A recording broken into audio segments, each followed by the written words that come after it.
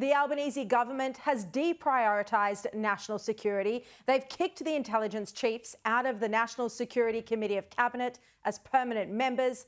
They've ordered Australia's top intelligence official to do a climate change review, which he had to juggle while dealing with a terror threat. And yet all they can do is now blame Elon Musk for the rise in violent extremism that we're seeing. This is a joke. We should hardly be surprised by the major breaking news this afternoon that police uncovered an alleged teenage terror cell that they believed posed a threat requiring immediate action. New South Wales Police and the AFP arrested 7 people in major raids today, another 5 helping with police inquiries. This investigation was sparked by the violent stabbing attack 10 days ago of Bishop Ma Murray Emanuel.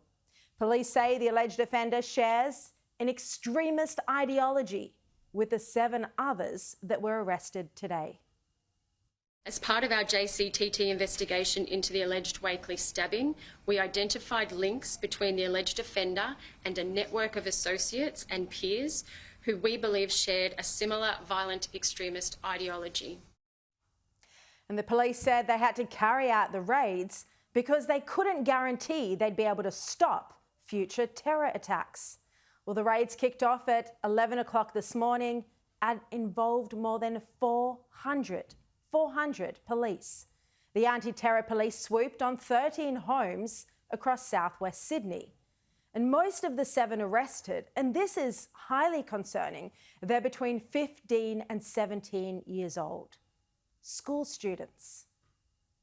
It was considered that the group subject of our attention posed an unacceptable risk and threat to the people of New South Wales, and our current purely investigative strategies could not adequately ensure public safety.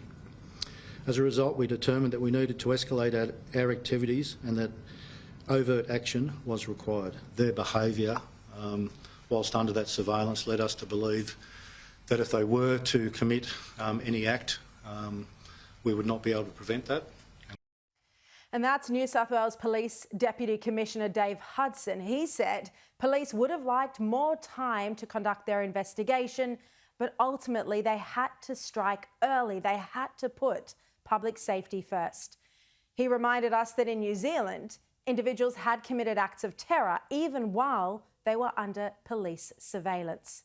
So this was clearly a warning that police here had to act instead of wait. If you take your minds back to Auckland in New Zealand when surveillance was on an individual who attacked people in a shopping centre. The suspected youth terror cell was only uncovered after the alleged terror attack against Bishop Ma Murray Emanuel at Christ the Good Shepherd Church in Wakeley last Monday night. Now, the 7 arrested today are, according to police, peers and associates of the 16-year-old who's been charged with that offence. They've been under surveillance in recent days, and police fear they share the same violent extremist ideology of the alleged knifeman.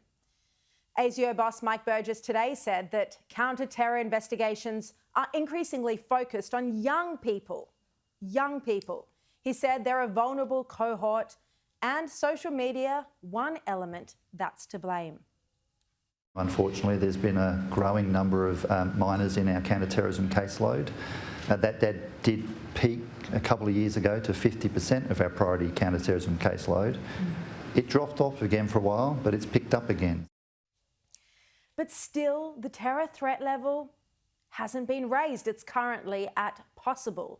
Well, the ASIO boss today said that this means there's a 50% chance of a terror attack in the next 12 months. 50%. The most likely attack will come from an individual or a small group of individuals that go to violence with little or no warning.